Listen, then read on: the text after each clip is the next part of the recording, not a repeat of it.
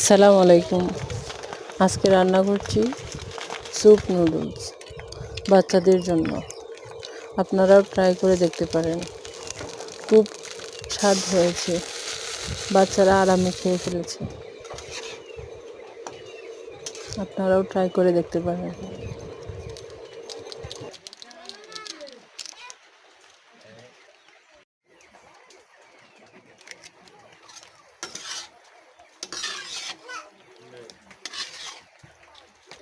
বাচ্চারা এক ধরনের খাবার সবসময় খেতে ইচ্ছে করে না, তাই অনেক সময় অনেক রকমের করে রান্না করে দিতে হয়। অনেক সময় শুকনো করে রান্না করে দিতে হয়, অনেক সময় ঝোল করে দিতে হয়। কার বাচ্চা কীভাবে খায় কমেন্টে জানাবেন। আর প্লিজ যাদের কাছে ভিডিওটা যাবে সবাই একটু চেষ্টা করবেন সাবস্ক্রাইব করে দেওয়ার জন্য, প্লিজ।